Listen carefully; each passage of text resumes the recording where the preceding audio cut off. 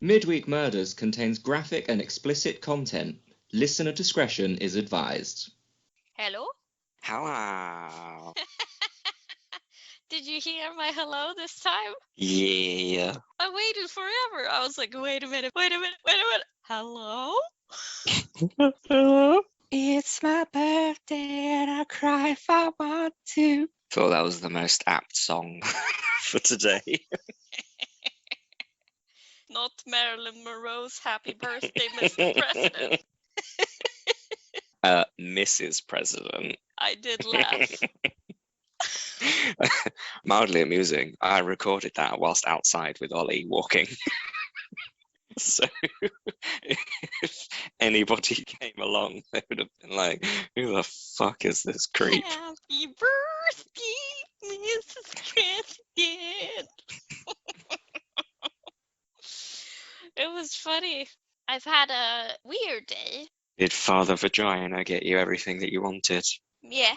I woke up really early because I had to pee. Not because you were just too excited to open all your presents. No, you'll know how it is when you get to my age. Wow. I don't know what the time was, but it was probably like 6 or 7-ish. And then I went to the toilet. Then I got back to the bed and I was like, I'm gonna sleep for a bit more. So I slept for a bit more.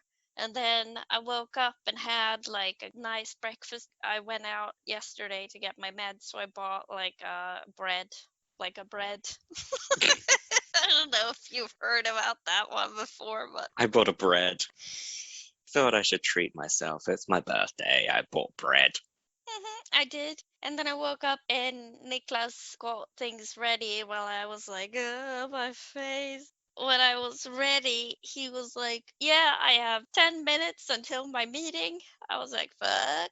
All right. So when he was in the meeting, I started opening my presents because Niklas said, like, you couldn't make up your mind, which is true. I really tried to come up with something I wanted for my birthday. The only thing I could come up with was like huge goth boots.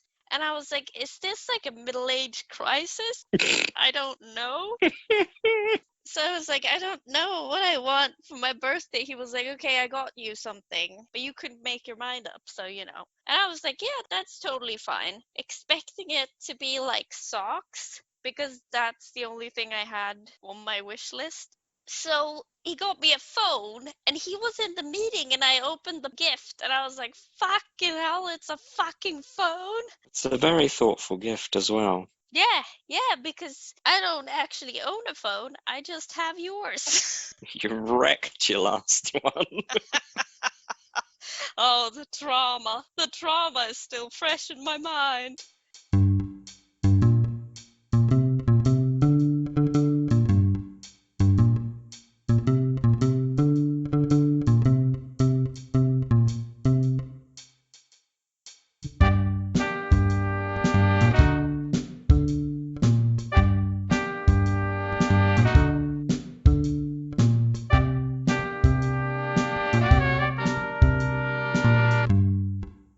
It's Wednesday, which means that it's time to talk about crime. I'm your host, Sandra. And I'm your host, Joe. Today, we're going to talk about the murder of Krystal Beslanowitch. I got my information from telereport.com, which was a translation of a Finnish article that I could read nothing of because I don't know any Finnish except for Isapete, which is do not cover.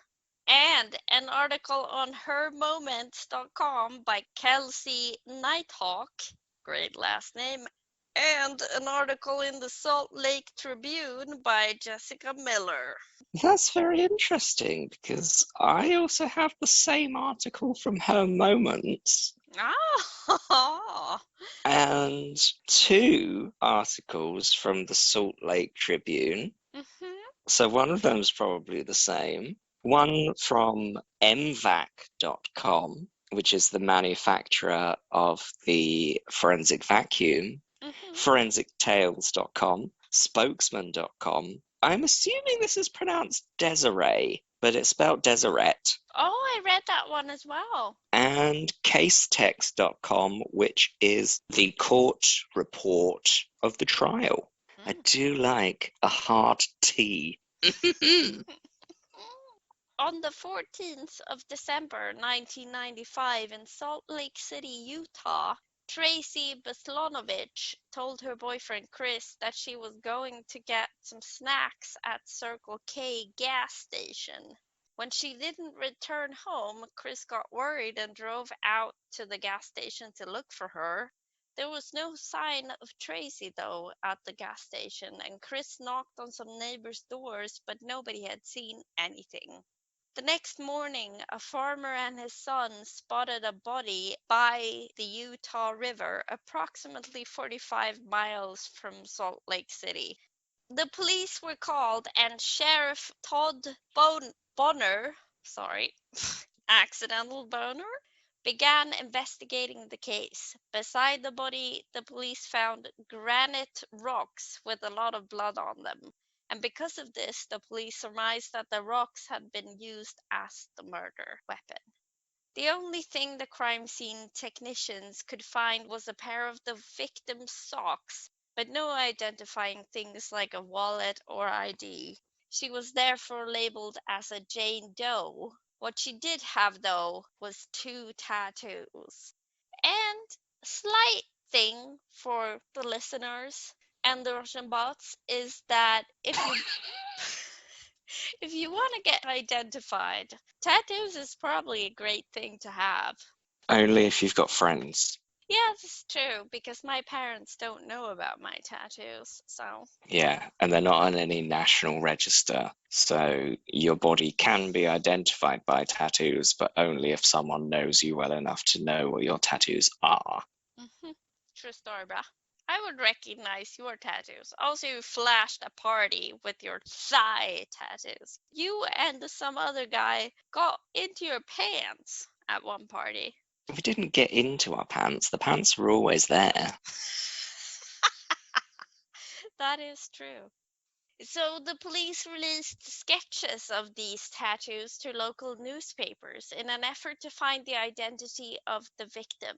Chris saw the sketches and contacted the police immediately to inform them that the body they had found was his girlfriend, Tracy Beslanowitch. So the police contacted Tracy's father to inform him of the terrible news, but Tracy's father told them that Tracy was in fact alive and well. He said that the victim was not Tracy, but his stepdaughter Krystal, who I think stole her stepsister's identity for a lot of things. Yeah, so she often disguised herself or used her sister's identity for a multitude of things. We don't know why she was using her sister's identity with her boyfriend, although varying sources say he was boyfriend, fiancé, and something else, beginning with P and ending with imp. Oh, okay. I remembered that I should have asked you for in what state the body was found. Probably should have done, yeah. Yeah. Do you have anything on that? When they performed the autopsy, they found that she had been dead for about 10 to 12 hours at the time of performing the autopsy, which would have related to about 8 or 10 p.m. of the previous day. The autopsy report found that Krystal had suffered at least a dozen injuries, most of them to the head. And the pathologist that performed the autopsy in court said that the injuries were almost too numerous to count. Oh, God. Yeah, the official cause of death was craniocerebral injuries, which is essentially blunt force trauma to the head. They also took a series of swabs and they clipped her fingernails. The reason behind clipping the fingernails is that more commonly than you'd expect, there is the suspect's DNA under the fingernails. Unfortunately, the fingernail clippings came back clean. There was nothing in there. But I feel like I should grow my talons out just to collect more DNA. You'd be surprised how easy it is to collect DNA under regular length fingernails. I usually cut mine with a point. I like that because I feel more will fish in them. Yeah. Although my hands are fucking scary. When I was a kindergarten teacher, one of my children was like, "You have the longest fingers of anyone on this planet." I was like, yes, I have. I have scary eagle talons. Caw-caw, Caw. That's my thing. I want them to be long and sharp and scary. caw-caw. Yeah, sorry. You were. I was trying to be serious, but Serious, Black. the vaginal swabs that they took of Krystal came back like the rocks with partial profiles, and at the time they weren't able to match that with anybody. So when they recovered the body, they found that on one of Krystal's wrists there was a bloody fingerprint or thumbprint. However, when they tested that, they couldn't get a match to any fingerprint on their known database. Worth mentioning at this point, fingerprint recovery from skin is incredibly difficult, mainly for the reason that skin is absorbent. So for things like latent fingerprints that are not visible to the human eye but are left by sweat deposits, they could get absorbed by your skin. Your skin itself has its own ridge patterns, so that's going to cross-interfere with the ridge patterns on the fingerprint. It's an incredibly difficult matrix to try and recover a fingerprint from. They are working on it, and they are getting closer to being able to do it. Oh, cool. But definitely at the time, there's basically no way. The only real way to be able to determine a fingerprint in blood on skin is to be able to photograph it. And if it's a partial print or it's a smudged print, you can basically rule it out. It's impossible to recover. So that was a bit of a dead end, really. Yeah. So turns out Chris hadn't known his girlfriend's real name. Either that or he had lied to the police, which was what the police thought. And this raised red flags for the police, and Chris was now the main suspect. But Sheriff Bonner couldn't find a motive as Chris was financially dependent on Krystal, and he had no car, which made the 45-odd miles journey from their home to where the body was discovered a logistical implausibility. So the sheriff found another suspect, a taxi driver who was obsessed with Krystal. He had made statements such as, "If I can't have her, no one else can." Krystal's friends knew about this taxi driver's unhealthy stalking, which I feel like you can't have a person. Just get over it, bitch. But police could not find any hard evidence to connect the taxi driver to the murder, and so the case went cold. Chilly. Minus agrees. In 2008, the blood on the rocks were tested, and the male DNA profile found was not a match for either Chris or the taxi driver. So we should point out here that there was a profile that was matched to Krystal. So they knew that it was used to bludgeon Krystal. And there was also another partial male DNA, but from what they could gather at the time in 2008, that partial profile didn't match either Chris or Herb. Yeah, and Herb is the taxi driver. The taxi driver, yeah. Yeah. So almost 20 years after the murder had taken place, the police finally had a break in the case, which was not only because of advancement in technology, but also because they tried to solve the case in the police, which is good. just on that point, in that they were trying to solve it in the police. So that DNA profile was obviously tested in 95 when the crime was discovered. They tested it again in 2008 when there was an advancement in DNA techniques but couldn't make a match. They tested it again in 2011. And then finally, they tested it a fourth time, in 2013. So they were really trying to identify who was responsible. They weren't letting it lie as, it's a cold case, we haven't got any evidence, let's just stick it in the cupboard and forget about it. Yeah, the police actually tried in this case, which was good. Yeah, Detective Bonner was great. And now I'm... Bonner, yeah.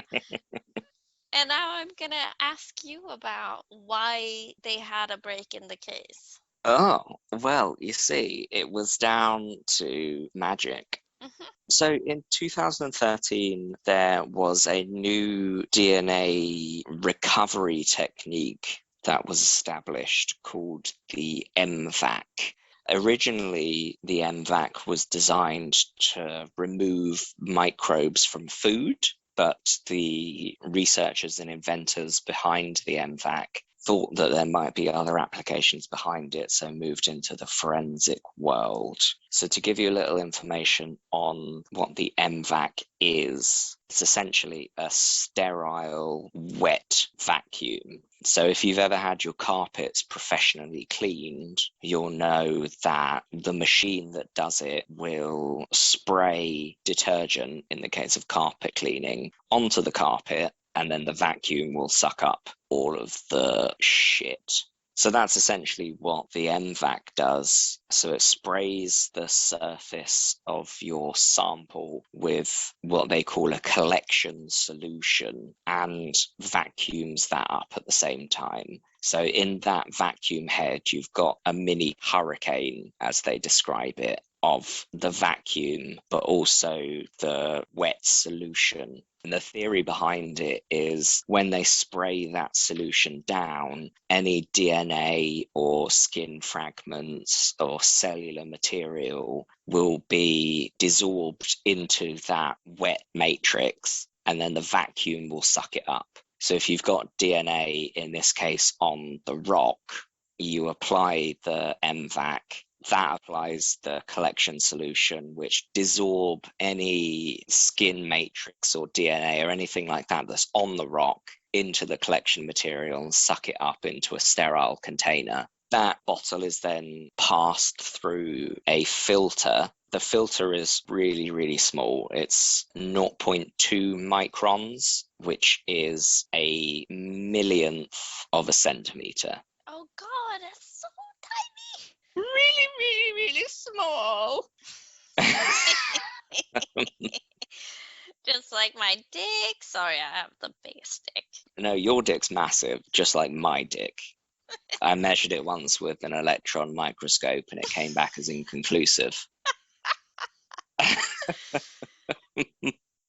So yeah, once you've applied the MVAC, you will have a bottle of solution that will contain both your collection solution and your DNA material. So you pour that over onto the filter, and because the filter's so small, it will trap your skin cells or DNA material, but the water and potassium phosphate and whatever other chemicals are in the solution will pass through. So all of your analyte of interest is collected onto that filter paper. That's so crazy that it can be so tiny. Yeah, and to be fair, those kind of filters are commercially available. They're not specially made. Oh my God, I want them. I've got some if you want a 0.5 micron filter. I have a cleaning boner right now. My OCD is just like, get it. This technology isn't majorly advanced. It's just the first instance of this technology being able to be used in this kind of situation. So the reason that when they tested it in 2008 and any time before that, 2011 and 95, the reason that the DNA profiles came back as impartial, incomplete, is because at the time, the science would have been just a swab sample. And a swab sample is essentially you wet a cotton bud, like an earbud, a sterile version with some distilled water. You wipe that around your surface and send that off. And then you do it again with a dry swab and send that off. And they'll run both of those samples and see what kind of evidence they get back. Now, the reason that those came back as incomplete is because you're limited to the amount of material you can pick up from just wiping over the surface with a swab. All you can pick up is what you rub off of your surface. Whereas the technique of the MVAC, the whole point of that is that you get a load more DNA material because it's using a vacuum system as well as a high pressure collection solution. So it's not advanced technology, but it is a lot more useful with smaller samples than the traditional swabbing is. Mm-hmm. So then they would have sent that filter plate off to a forensic science lab for PCR analysis. We've talked about PCR analysis before, but just a quick summary. PCR stands for polymerase chain reaction, and essentially it multiplies the amount of DNA sample that you have until it gets to a readable level. And then they can run a full DNA profile with that result from the PCR. And what they found was they got a full DNA profile with using the MVAC rather than the incomplete or partial profiles that they got previously. When they ran that full profile in their known suspect database, they found a match. And the match was to a Joseph Michael Simpson. So they now have a suspect. Yeah. So Joseph Michael Simpson had been a bus driver in the area at the time of Krystal's death. So he was a shuttle driver, wasn't he, for the airport? So he was going to multiple different locations. But the area where Krystal was found was one of the areas in his shuttle run. So, yeah. Okay. I also read that he would use his shuttle vehicle to pick up sex workers regularly after he'd finished his shift. A couple of reports say that there were no obvious signs of sexual assault, and a couple of other reports say that DNA of the suspect was found in her vaginal cavity and she was a known sex worker. So from that, I guess you can conclude that she was working that night and he was one of her customers. Maybe, yeah, that might have been the case. Yeah, we can't confirm it. Yeah, which might mean a connection between her and the suspect, because nobody of her friends and family knew this suspect, which is an interesting point, because that's why he wasn't on the list of suspects from the beginning. So the police, when they ran the profile through CODIS, the USA-based DNA collection database, I'm suspecting they got a partial hit because they went to Florida, where Joseph lived, in 2013, I guess. Mm-hmm. Yeah, and waited for him to give them something with his DNA on it. And this is where I have a question. The vacuum obviously gave them a good profile, but did it give them a whole profile? Because from what I understand it, they got a hit because they knew the person's name. But why would they go to Florida if they had a full profile? They got a full profile from the MVAC collection, and that provided a match on their database to Simpson. For some reason, what they needed to do next was make sure that the profile they had on their database was actually his. So what we have seen from the first blood grouping ever we covered it or we discussed it, where the guy got somebody else to provide his DNA sample for him. Call him Pitchfork. That's the guy, Pitchfork. So what they needed to do was make sure that the profile that they had on record matched the profile of Joseph Simpson. I didn't know that. I was confused because I was like, well, if they had a full profile, why would they go to Florida to pick up another profile? Yeah, see, in the UK, they wouldn't have done because all of the DNA profiles that are on the national database are taken by trained police officers or trained forensic investigators. So you know that that profile matches that person. Whether in the US at the time they doubted whether he'd given the right address, the right name, the right personal detail, I don't know. Okay. But you're right in that they went to Florida, they staked out a smoke shop and saw Simpson discard a cigarette butt that he'd been smoking. They seized that cigarette butt, ran it for a DNA profile, and that DNA profile matched their database record for him. Why they didn't just arrest him and take a buccal swab, I have no idea. But the cigarette butt DNA profile was a perfect match to the DNA vacuumed off of the rocks, which is a sentence I thought I would never say. Vacuumed off of the rocks. So in September 2016, a jury found Joseph guilty of murdering Krystal, and he was sentenced to life without the possibility of parole. This wasn't the first time Joseph had committed murder, though. When he murdered Krystal, he was on parole for stabbing a man to death, even though he already had his chance of living a normal life and decided to commit another murder instead. Joseph stated that, I know it's going to be 20, maybe 30 years down the road, but it's still hope that I can have another chance, he said. No, dude, you had another chance. You decided to commit murder, is what I want to say to him. Yeah, I would like to exacerbate your rage by giving you some details about his first crime. Do it. I'm ready for the rage. Yeah, when he murdered Krystal, he was on parole for second-degree felony murder.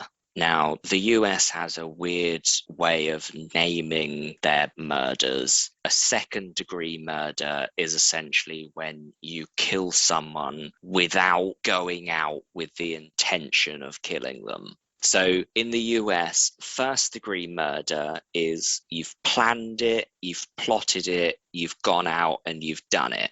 Second-degree murder is you're out and about doing your business and you deliberately kill someone. So you haven't planned it, but you have still intentionally killed someone.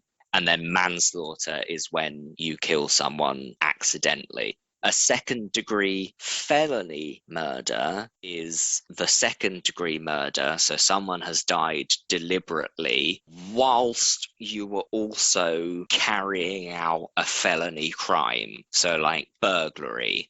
So the crime that he was charged for, his second-degree felony murder, was that he was dating a lady, and that lady said that she was interested in dating another man. So Simpson found the man, stabbed him 13 times in the hip, hands, arms, shoulders, neck, head, and back, and left the knife in his back. I would say that that's... Sounds a bit first degree, doesn't it? Yeah, it does. It does. So he went to prison. He got given parole. While he was on parole, he bludgeoned a 17-year-old to death and whilst on trial for said bludgeoning, pleaded for the jury to give him a second chance because his fucking cat died.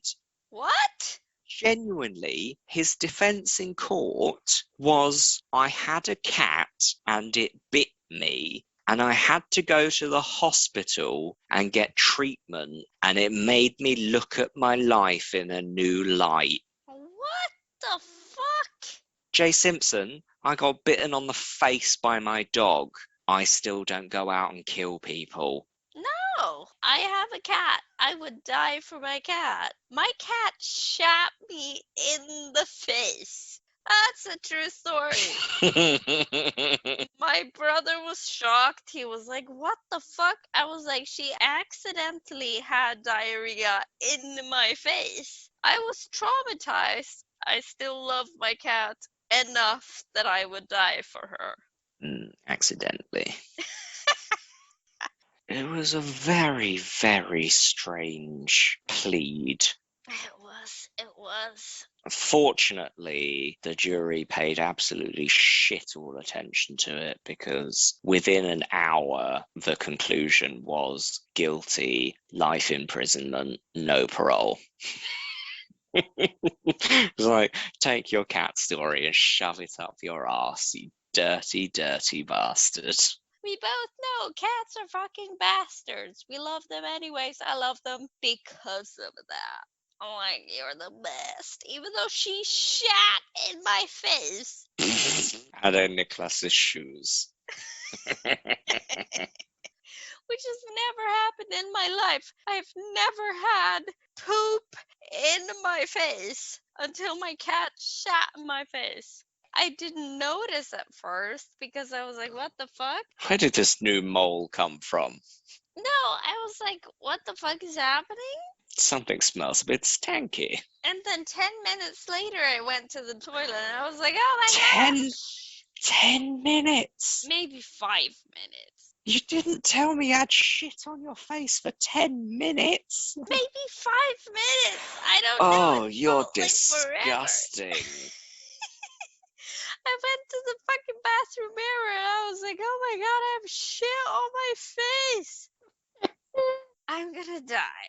I'm gonna die right now, and I'm not sad about it, but I'm gonna die right now.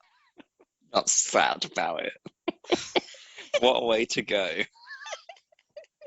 Death by cat shit in the face. I'm not even like that mad about it because I love Boodle more than my own life. But I'm also like, you shat my face, man. You're crossing boundaries here. Speaking of which, that's the case. No, I haven't finished.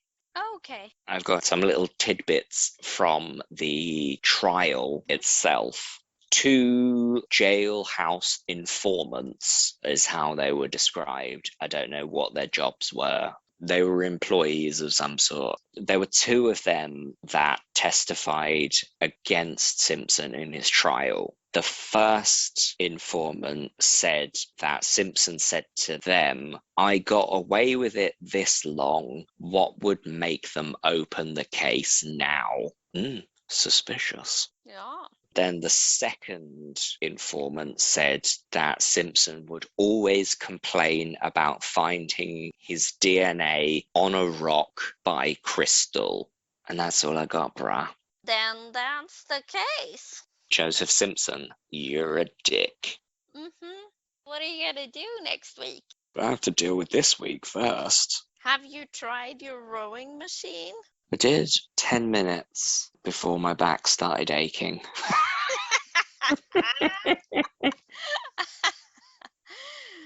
Congrats. I think it's going to be quite good. It's got quite a high level of resistance. So if ever the motivation strikes to do some exercise, it's there for me.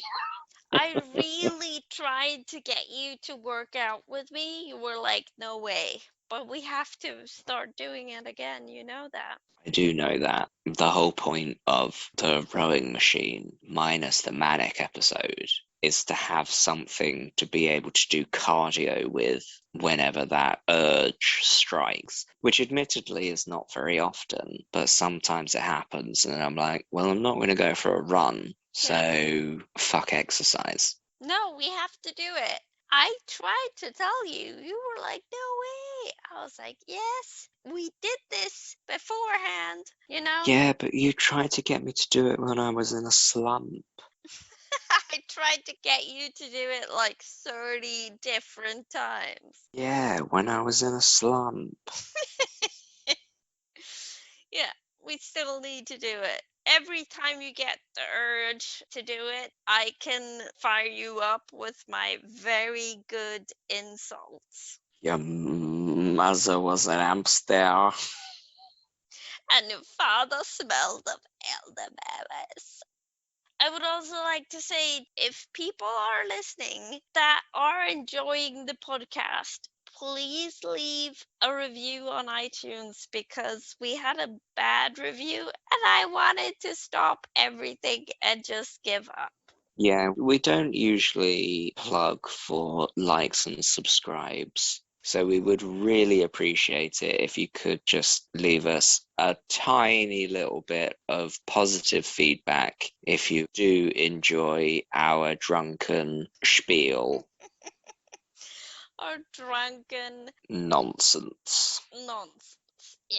Just let us know that you love us, or we'll be Please. sad. That's the truth. To be honest, Joe won't be sad, but I will be super sad. I won't be sad. It won't make a difference to me at all. True story. He's medicated. I spend 30 hours every week to do this podcast. So to everyone that does listen to podcasts that they don't like, just turn it off like I do. When I listen to podcasts that I don't like, I'm like, I'm just going to turn it off. Yeah, we're not a mattress that you can't return. That's true. Okay. So bye-bye. Bye.